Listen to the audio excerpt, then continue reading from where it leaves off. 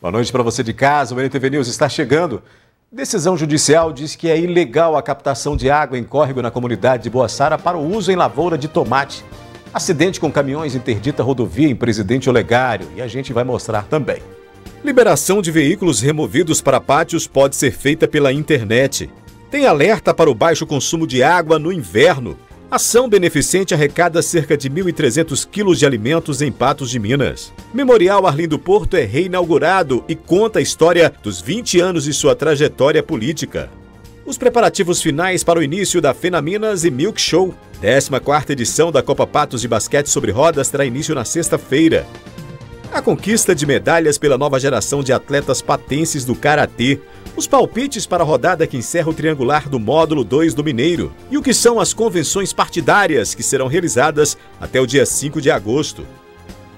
Esses são alguns dos destaques do NTV News de hoje, que começa a partir de agora.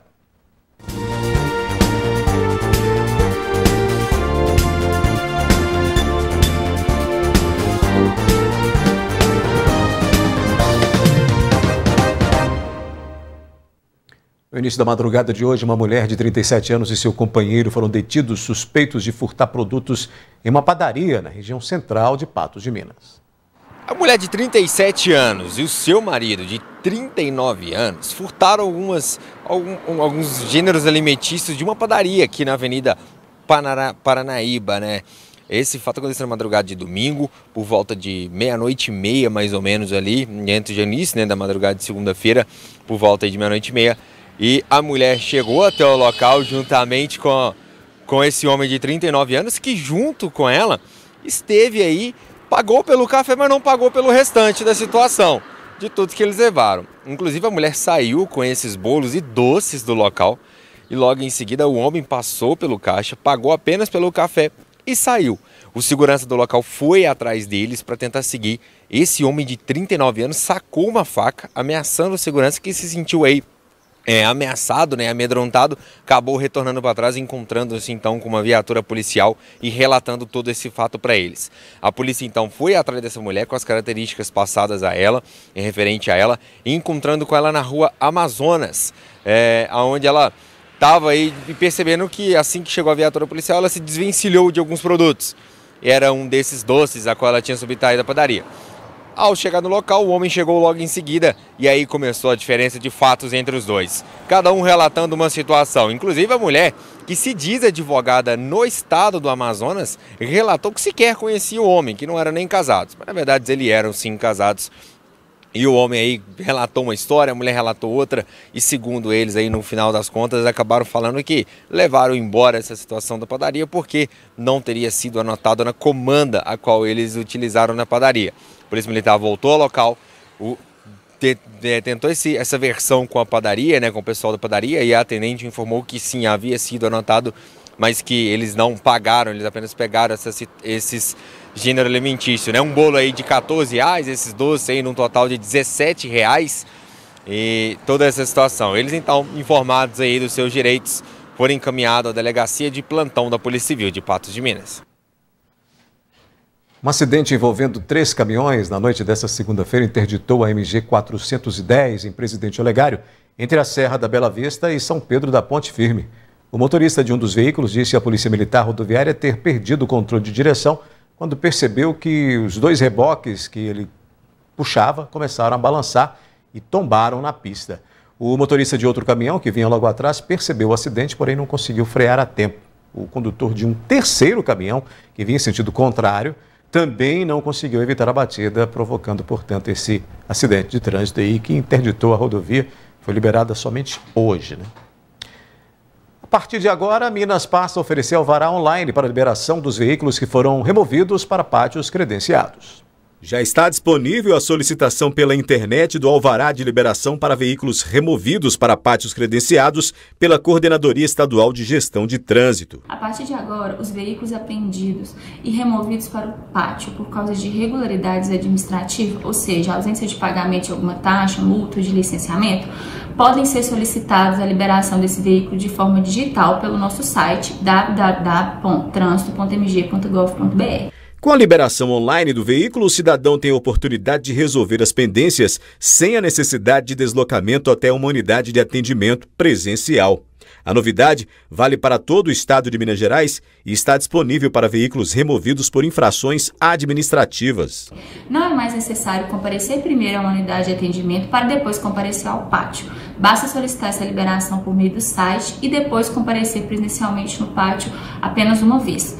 Essa solicitação por meio do site pode ser feita pelo cidadão em qualquer horário do dia e a coordenadoria se compromete a analisar todos os pedidos enviados até às 15 horas no mesmo dia para que o cidadão consiga retirar o seu veículo, e aquelas situações enviadas após as 15 horas serão atendidas até no outro dia pela manhã. Antes, a pessoa que tivesse o veículo removido para um pátio credenciado precisava acessar o portal da 7MG para obter informações de pendências do veículo e verificar o endereço do pátio para o qual o veículo foi removido, para então solucionar as pendências e, com todos os comprovantes em mãos, se dirigia até uma unidade de atendimento para solicitar o alvará de liberação daquele veículo. Haverá uma interação entre o cidadão e o nosso atendente para que, caso tenha ficado alguma pendência ainda a ser solucionada, o atendente informará o cidadão que ele precisa resolver para que o veículo seja liberado, o alvará seja emitido.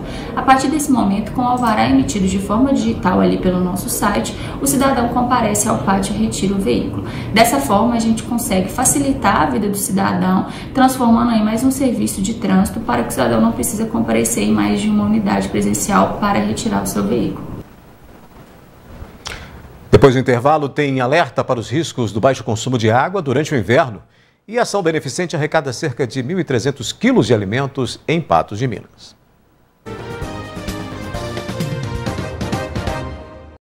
Um estudo desenvolvido pelo Laboratório de Modelagem, Estatística, Geoprocessamento e Epidemiologia da Fiocruz aponta um aumento da ordem de 264% nas taxas de óbitos por autointoxicação por medicamentos no Brasil. A automedicação, muitas vezes vista como uma solução para o alívio imediato de alguns sintomas, pode trazer consequências mais graves do que se imagina. O uso de medicamentos de forma incorreta pode acarretar o agravamento de uma doença, uma vez que a utilização inadequada pode esconder determinados sintomas. Hoje em dia é muito fácil, a consulta na internet, e isso acaba ocasionando o uso indevido do medicamento, uma dose errada, e isso é muito perigoso. É muito importante que a gente trate a patologia corretamente, com dosagens para o tratamento correto e com apoio profissional adequado, uma orientação correta. Remédios como antibióticos, antibacterianos são os campeões no quesito da automedicação. Por mais que a gente venda só com a receita da retenção do prescritor, a gente vê muito ainda o pessoal querendo se automedicar. Uma classe de medicamento que exige uma atenção, não sempre é necessário, acaba causando uma resistência no organismo, e é uma classe que o pessoal procura muito. Às vezes não é necessário ainda e o pessoal já quer usar. Então, nesse momento, é importante procurar o farmacêutico, os atendentes, as pessoas especializadas para poder interagir um medicamento que vai fazer o mesmo efeito e não tem tanta reação. Anti-inflamatório também o pessoal procura muito, e a gente, profissional da área, consegue ajudar indicando um medicamento que é de acordo com a necessidade do paciente. O senhor Emanuel tem 71 anos e sempre procura seguir a prescrição médica, evitando assim a automedicação. Tomo só prescrição médica, costumo tomar, tomo inclusive simvastatina e um remédio para pressão. O Plasil, um remédio que, por ter como reação a sonolência, é muito procurado pelo público nas farmácias. O Plasil ele é um medicamento que ele é indicado para náusea e vômito e tem como reação adversa causar um pouco de sonolência. Acaba que o pessoal toma ele justamente para dormir melhor. Então, essa é a importância, procurar o medicamento correto para aquela patologia. Não é como uma reação adversa. Não é interessante você tomar um medicamento para tratar uma coisa que é como um efeito colateral do medicamento. O importante é procurar sempre um profissional que possa orientar da melhor forma o uso de medicamentos, para que não se crie outras doenças futuras. O profissional ele é de alta importância porque ele consegue ter um diagnóstico melhor. Essa é a dica. A dica é importante, Olha, ainda falando sobre saúde, neste período, quando a temperatura está amena, a gente costuma beber menos água. Mas, independente da época do ano, ingerir a quantidade adequada de água é fundamental para evitar problemas renais. Com tamanho aproximado de 12 centímetros e pesando cerca de 150 gramas cada, os rins estão localizados em ambos os lados da coluna vertebral. Eles são considerados órgãos nobres, pois desenvolvem papéis imprescindíveis à vida. O rim ele tem a função de eliminar todos aqueles metabólicos tóxicos do nosso organismo, né? Então ele atua como esse filtro, regularizando também os nossos íons, sódio, potássio, cálcio, fósforo e regulando a quantidade de líquido do nosso corpo. Além de ter uma produção muito significativa de vários hormônios no nosso organismo. De acordo com estudos da Sociedade Brasileira de Nefrologia, aproximadamente 10 milhões de brasileiros têm alguma disfunção renal. O número elevado de casos demonstra a necessidade de atenção e de ações preventivas. Um rim não saudável pode trazer muitos impactos negativos na vida de uma pessoa. A pessoa tem que ficar alerta quando ela começa a ter o inchaço, né? Nas pernas, em rosto, né? Pode ser até na barriga, uma anemia, determinadas precisa ser investigada, que uma das causas é a insuficiência renal, perda de sangue na urina, um descontrole na pressão arterial, alterações no potássio, sódio, cálcio. E o importante assim, a pessoa ter o hábito de fazer os exames preventivos, né, seja na empresa que ela trabalha. Então, exames simples, como o exame de urina comum e o exame da creatinina no sangue, já é uma triagem boa para a pessoa procurar o nefrologista. O consumo de líquidos, especialmente de água, pode auxiliar na regulagem do funcionamento dos rins. A cor da urina é o indicativo da saúde renal. Quanto mais clara, mais saudável o órgão. Além disso, uma alimentação adequada, com base em alimentos naturais, traz muitos benefícios. Legumes, frutas, exceto a carambola, que em algumas situações a gente contraindica, ela tem uma toxina nela, todas as outras frutas são adequadas, os legumes, e o cuidado nosso com os alimentos ultraprocessados que a gente fala, pelo alto teor de sódio, oxalato, aí entra também os refrigerantes, né, que na maior parte das condições são contraindicados, né? Então a pessoa tem que ter esse cuidado aí de partir para tudo aquilo e uma preferência para alimentos cozidos e assados, ao invés das frituras também. O ideal é a água mesmo, é o melhor, né? Os sucos naturais são os mais indicados. A quantidade, a regra assim, que a gente costuma orientar para o paciente, não tem uma regra fixa, porque depende se está mais frio, igual agora está na época mais fria, ou a época de mais calor, que a pessoa perde mais líquido através da fala, das perdas insensíveis que a gente fala. Então essa conta ela é um pouco mais complexa.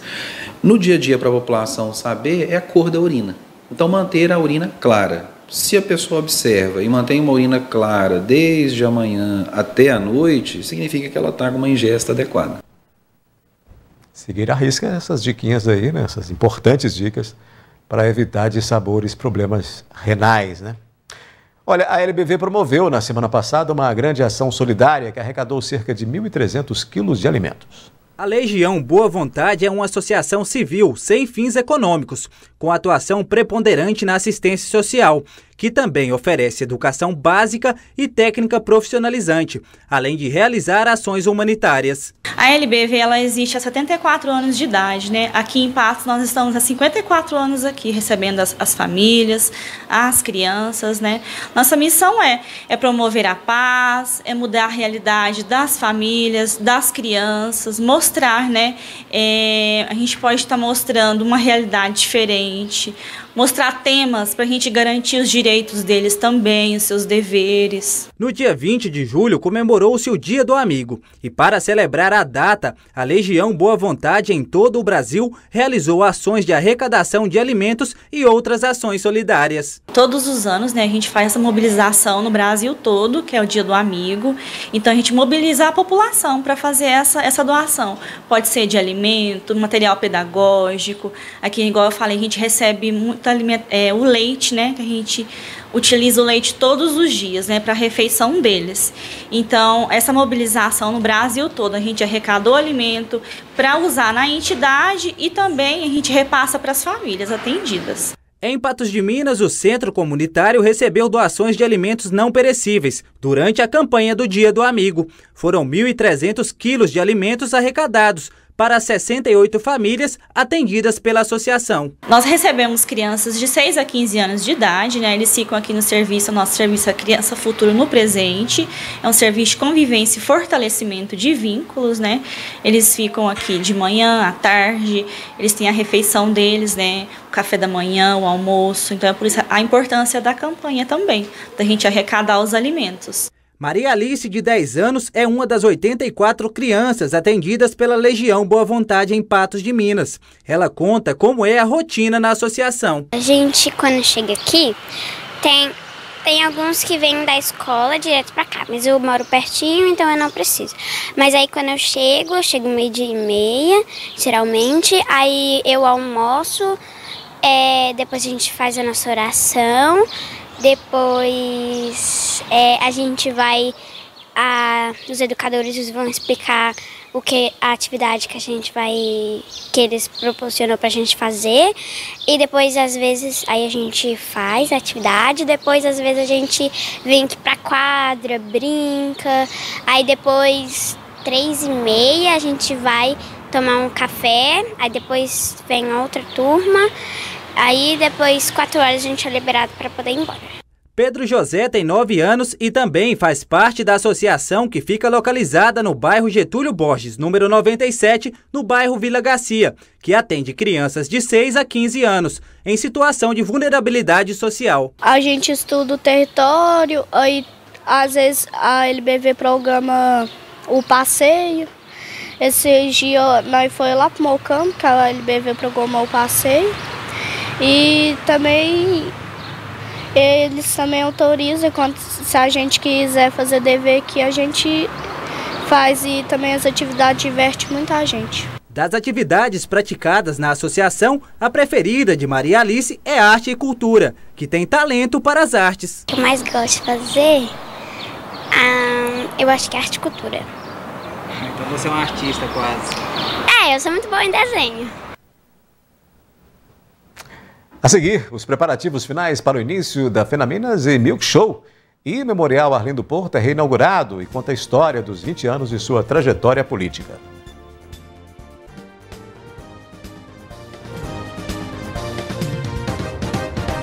Os 20 anos da trajetória política de Arlindo Porto são contados em Memorial. O local, que estava desativado há cerca de 15 anos, foi reaberto nesta terça-feira.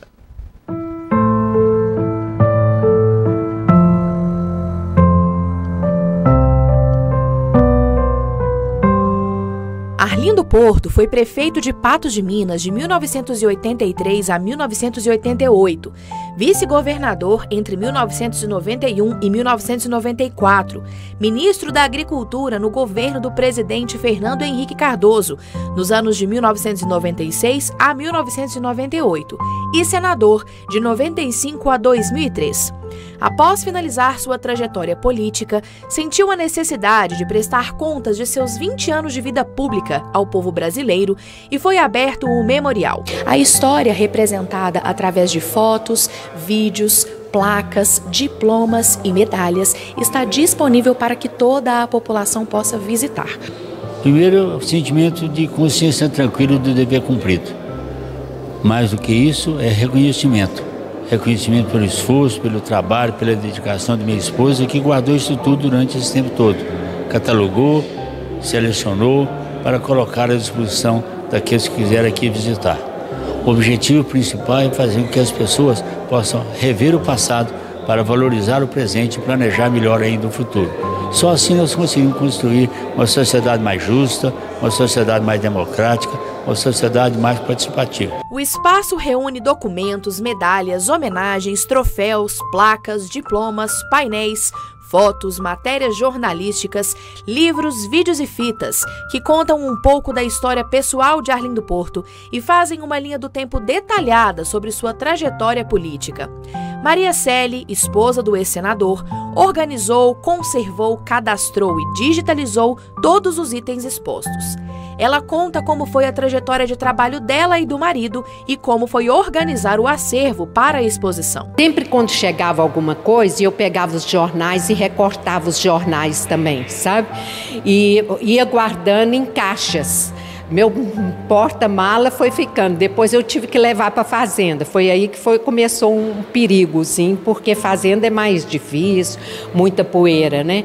Mas quando nós abrimos o primeiro acervo, que foi na Legário Maciel, foi bem mais fácil, porque eu já tinha as coisas separadas, cada coisa. Solenidade, o mutirão, essas coisas todas já estavam separadas.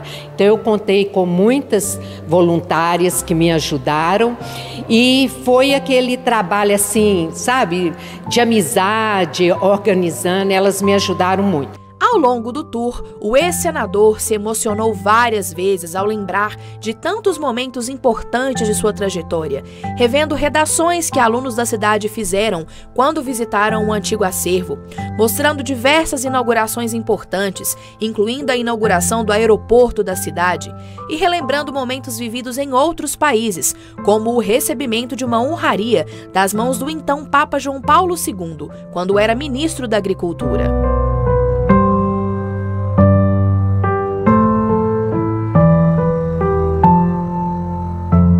O acervo possui um valor histórico inestimável para toda a população, inclusive pesquisadores, universitários, professores e alunos, e se propõe a ser um centro de convivência capaz de gerar ideias e propostas relevantes para a formação cultural e social das pessoas. O Memorial Arlindo Porto fica localizado na Avenida Fátima Porto, 2319, no bairro Cidade Jardim, e está aberto ao público durante o período da tarde. E escolas podem agendar visitas para seus alunos. É muito importante, principalmente para os jovens, conseguirem entender quem foi Arlindo. Às vezes escutam a história dos avós e não conhecem. Aqui é a chance. Aqui, com uma pessoa tão grande como Arlindo, eles conseguem ter uma noção maior da política e compreender melhor a democratização do país. O ex-senador destacou a importância da participação na vida pública e de somar-se a outras pessoas pelo bem comum. Deixo como sugestão para aqueles que pretendem entrar na vida pública: participem, dê a sua contribuição. É uma cota de sacrifício que você está dando, mas é a forma de nós fazer com que Patos possa ser cada vez mais uma cidade, um município grande, líder regional, líder estadual e que possa principalmente fazer melhor qualidade de vida, desenvolvimento e progresso para o povo que aqui reside.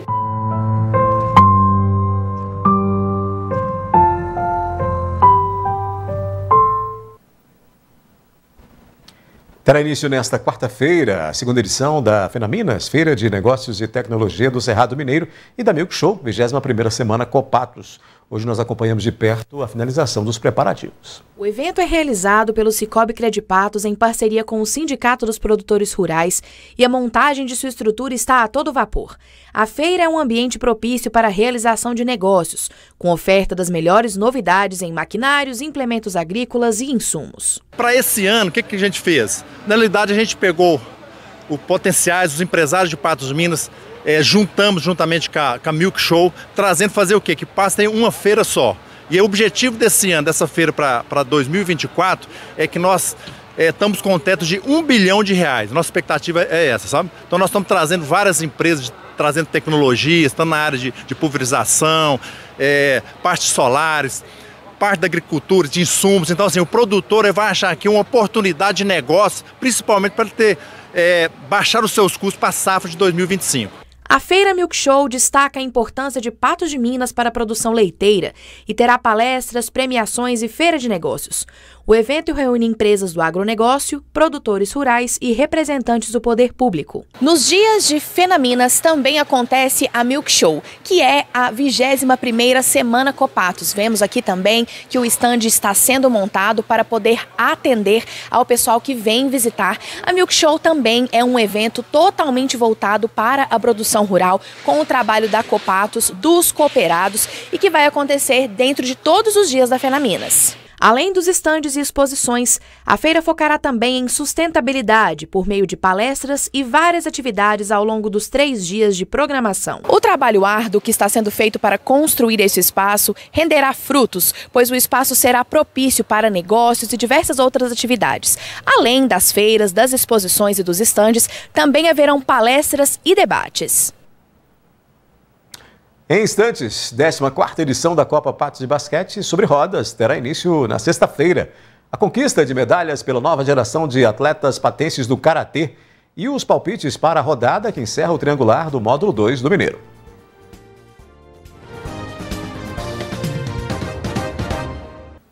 No último fim de semana foi realizada a final da Copa Patos de Handebol. Além de revelar os novos campeões, foi um momento de celebrar a inclusão entre gerações. A Copa Patos de Handebol é muito mais que um evento esportivo. É um ponto de encontro para atletas, treinadores e entusiastas do handebol de toda a região, promovendo valores essenciais, inspirando futuras gerações de atletas, com competições emocionantes e com o compromisso de promover a inclusão e o desenvolvimento social. A Copa ela é aberta para a equipe de toda a região. Então, nosso intuito é promover e fomentar, trazer os jovens para participar, uma fatia que às vezes já não tem tanto investimento, que é o público adulto, porque as categorias de base a gente tem outros projetos que já atinge eles, né? E o adulto tinha essa carência. Então a Copa Patos veio justamente para suprir essa ausência de promover o esporte para a categoria adulta. A final do torneio foi marcada por partidas intensas e repletas de habilidades técnicas.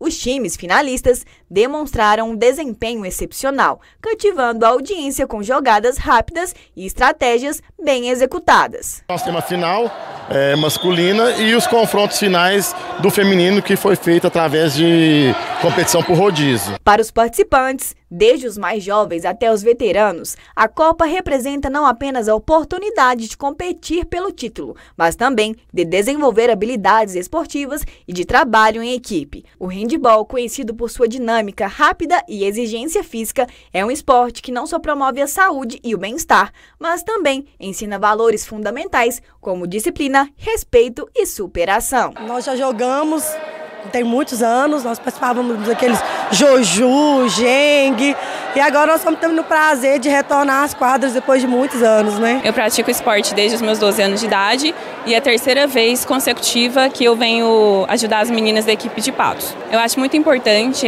incentivar principalmente o handebol, porque a gente vê que o pessoal só dá oportunidade para outros esportes e é muito importante porque Patos está dando uma oportunidade para o handebol crescer no nosso país.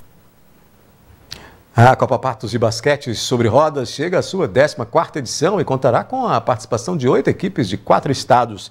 A abertura acontece no dia 26 de julho no ginásio do Unipam. Os atletas se preparam o ano todo para a Copa, com um treinamento forte. O campeonato é o evento mais importante da cidade nessa categoria. Por isso, os atletas acabam ficando um pouco nervosos com a aproximação da data, com altas expectativas para trazer a vitória para Patos. A gente sempre fica nervoso, né? Mas com a preparação muito forte, a gente acaba acostumando a deixar um pouquinho esse nervosismo de lado. Como aqui para Patos é a competição mais importante para a gente, dá aquele nervosinho mesmo, porque vai ter público, a gente tem que trazer a medalha, né, para a cidade, mas tá controlável o nervosismo. A Copa Patos de Basquete em cadeira de rodas já completa sua 14ª edição, pulando apenas o ano de 2020. A competição é bem forte, todas as equipes querem participar e este ano temos equipes dos estados de São Paulo, Espírito Santo, Alagoas, além de outras equipes também aqui de Minas Gerais. São 8 equipes, né, contando com a equipe de Patos. Começa a competição dia 26, 27 e 28 em Serra. Equipes de todo o Brasil vão vir aqui prestigiar a gente, jogar com a gente. A gente vai ter os jogos na sexta-feira a partir da tarde, né? Sábado o dia inteiro e domingo também. Os jogos acontecerão no ginásio do Unipan. No domingo, o dia da final, haverá premiação do melhor jogador do jogo e do melhor jogador da Copa. Todos os jogos, desde da sexta-feira até o domingo, serão aqui, inclusive a final, né? A gente vai ter premiações. No domingo, provavelmente vai sair All-Star, MVP dos jogos, né? Que a gente tem essa cultura de premiar o melhor jogador do jogo. E vai ter da competição também, aí é o prêmio All-Star.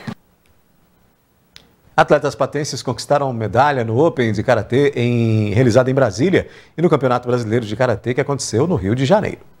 Os atletas de Karatê de Patos de Minas demonstraram toda a sua habilidade e determinação no Open de Karatê, sediado na capital federal, e no campeonato disputado também no Rio de Janeiro.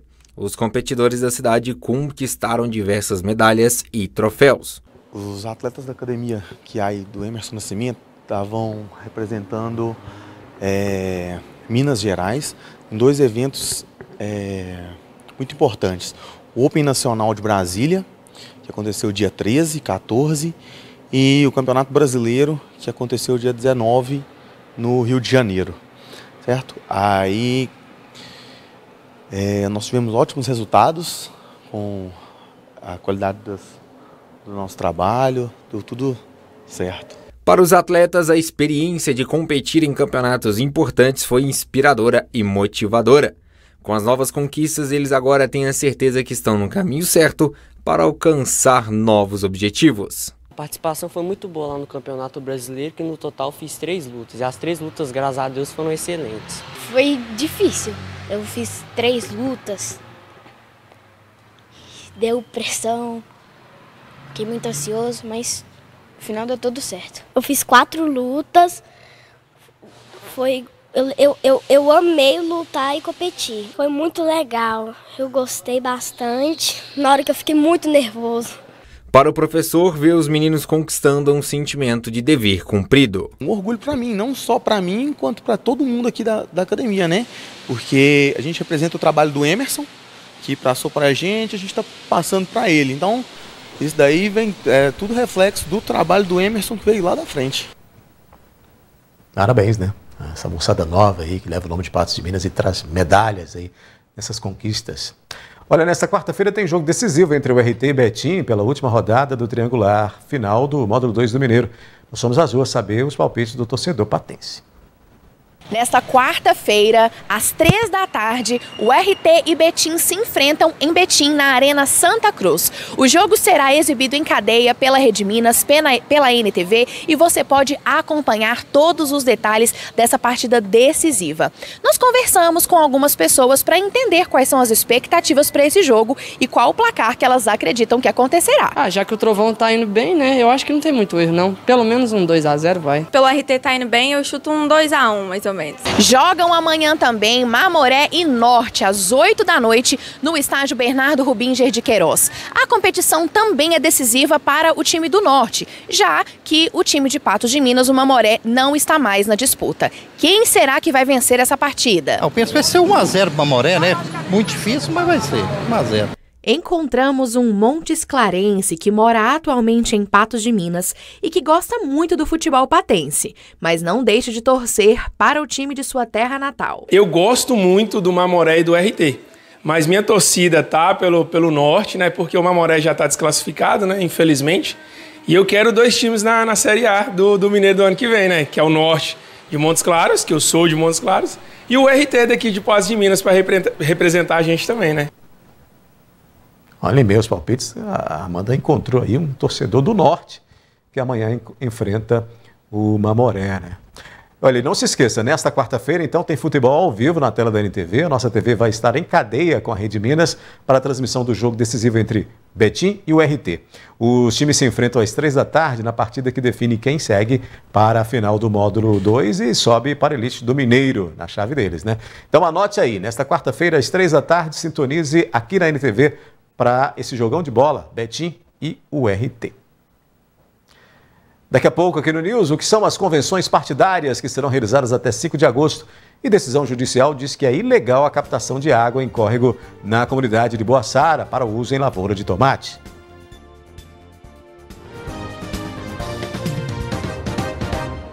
As convenções partidárias que tiveram início no último final de semana vão até o dia 5 de agosto. Então saiba agora o que são e o que acontece nesses eventos. As convenções são reuniões de filiados a partidos políticos para julgamento de assuntos de interesse do grupo e escolha de candidatos.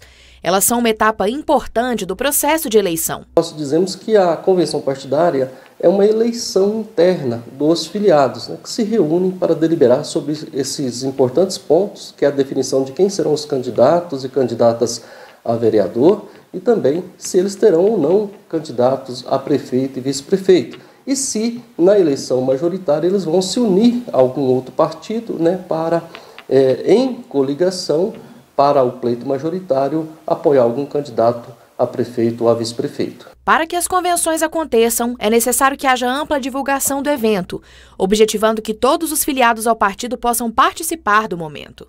As convenções devem ser realizadas de 20 de julho a 5 de agosto e logo após a reunião deve ser lavrada uma ata com informações detalhadas sobre o que ficou decidido. Nessa convenção você tem que lavrar uma ata bem delimitado todos os pontos que foram discutidos, quais são os candidatos que foram aprovados nesta convenção, os números, os nomes que eles vão concorrer, né, o local, o horário, quando que ocorreu, quem presidiu, se tem ou não a coligação, e essa ata e a lista de presença tem que ser transmitida à Justiça Eleitoral em até no próximo dia, ou seja, em até 24 horas depois que realizada. É importante destacar que não há no Brasil atualmente candidatura avulsa ou independente. Todo aquele que quiser se candidatar a um cargo público precisa estar filiado a um partido político, de acordo com a lei eleitoral. Ainda que esse cidadão, essa cidadã, tenha filiação partidária, a candidatura se dá através de um partido político necessariamente, né? Em outras eleições tivemos aí algumas, inclusive pessoas pedindo candidatura avulsa, né? Foi discutido, até uma questão que pode ser debatida, mas hoje a lei eleitoral veda a candidatura avulsa. Em Patos de Minas, cada partido pode lançar 18 candidatos a vereador, uma vez que há 17 cadeiras no legislativo da cidade e a regra é esse número mais um, e um candidato a prefeito e um a vice. Deste número devem ser destinados pelo menos 30% no mínimo e 70% no máximo para cada gênero. Se você está concorrendo num partido isolado, você pode apontar lá o seu candidato a prefeito e o seu candidato a vice. Se está numa coligação, aquele conjunto de partidos aponta. E se está numa federação, aquele conjunto de partidos também aponta quem é o candidato. Agora, tratando-se das eleições proporcionais para vereadores, né, aqui em Patos de Minas, se o partido, a coligação ou a federação conseguir lançar chapa completa, por exemplo, seria 6 candidatos do público do gênero feminino, né, e 12 candidatos do gênero masculino, ou vice-versa. Tem que se respeitar esses limites. Nós já mostramos aqui as denúncias de moradores da localidade de Boaçara sobre o barramento de um córrego para irrigação de atividade agrícola e que estaria causando redução no volume de água que serve a toda a comunidade. Recentemente, a Justiça publicou nova decisão sobre o caso. Em maio, o jornalismo da NTV mostrou a denúncia dos produtores rurais da região de Boaçara sobre o sofrimento causado pela baixa do córrego do Brejão. Problema que ocorria há meses. Já iniciou um processo aí que provavelmente eu vou ter que acabar com a minha criação de peixe, porque a minha água ela é de queda natural e aonde eu pego ela em cima, o poço vai diminuindo. Então, daqui a pouco eu não pesco mais a água. E se eu ficar 2 dias aqui, eu perco meus peixes todinho. Apesar de ser mais para manutenção, mas é ruim para nós todos. Esse córrego aqui é que alimenta a comunidade, tá? Então, quando acontece o desvio de um fluxo d'água do porte que foi desviado, isso acaba acarretando o quê? Um prejuízo para todas as pessoas que, de alguma maneira, fazem uso da água do córrego. E independente das pessoas fazerem uso ou não da água do córrego, o fluxo de água de um curso de água como esse, de um córrego, ele jamais pode ser interrompido. E toda a preservação ambiental em torno, toda a parte paisagística, os peixes, os animais que dependem do córrego para poder viver. Então, como que fica isso? Na época, os moradores e produtores rurais disseram que o nível da água tinha reduzido em cerca de 70%. De acordo com o presidente do Conselho da Comunidade de Boaçara, foram constatados 2 barramentos do curso de água para uma plantação de tomates, que recebe irrigação do córrego do Brejão. Esse córrego aqui, ele é uma vereda, né? Na verdade, um córrego muito pequeno, não tem outro córrego que cai nele, é uma nascente que já vai defastada já faz tempo, né? E tem 2 abarramentos no fundo ali da fazenda. Até nós chegamos aqui agora, fomos impedidos de entrar na fazenda, né? E abastece a comunidade, toda a comunidade lá, os fazendeiros, tanto na parte de cima aí, como lá todo para baixo aí, já está acontecendo o desabastecimento de água. Inclusive ali no ladrão da represa ali, onde que eles fizeram esse abarramento, já não corre água para a comunidade. Nós tivemos aqui dia 8, né? Eu mais o tenente esteve aí, o pessoal do meio ambiente também estava junto também, e constataram que há irregularidade demais, não tem outorga, não tem nada. A gente não é contra o agronegócio, até a gente também é do agronegócio, mas o desabastecimento que está lá, a mortandade de peixe nativos, né, traíras, piabas, bagres, essas coisas, e a falta de água, né, para baixo. Na mesma época, a Defesa Civil, que verificou a situação de perto, constatou que o baixo volume de água era devido ao sistema de irrigação para a lavoura. Eu pude verificar lá que onde a água extravasa, né, que alimenta o córrego que passa na comunidade, no momento desta vistoria ele não está extravasando. O nível da água está abaixo do extravasor. Isso, acredito que é devido ao arrastamento que está sendo feito da água para irrigação. Em 19 de junho, o grupo responsável pela lavoura de tomates disse que o empreendimento possuía licenciamento ambiental e outorga de captação e estavam com todas as condicionantes devidamente cumpridas. Conforme a nota, a captação também era autorizada por decisão judicial. O Conselho Comunitário da localidade notificou diversos órgãos em busca de ajuda. A Defesa Civil elaborou relatório que foi encaminhado ao Ministério Público, dando início à ação judicial que gerou uma liminar favorável ao grupo que administra o plantio de tomates. Porém, o Ministério Público interpôs recurso e o caso foi analisado pelo Tribunal de Justiça de Minas Gerais.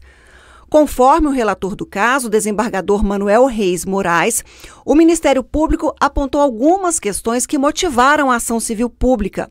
Além de danos ao ecossistema, o volume do manancial tem baixado consideravelmente com o uso da água do córrego do Brejão na lavoura, o que prejudica outros proprietários rurais e moradores da comunidade de Boaçara. O segundo ponto é sobre a autorização da outorga para o uso das águas do córrego do Brejão para irrigar 45 hectares. Porém, a lavoura tem mais de 73 hectares. Também a ausência de licença ambiental para a atividade e a falta de planilhas para controlar o sistema de medição do volume de captação de água. De acordo com a decisão do desembargador, o uso do recurso hídrico na plantação é bem maior que o concedido em outorga, conforme relatório técnico. O magistrado também assinalou sobre a omissão de medição da água usada na lavoura e que essas questões já são suficientes para impedir o uso das águas do córrego, pois estão em desconformidade com o que está previsto na outorga.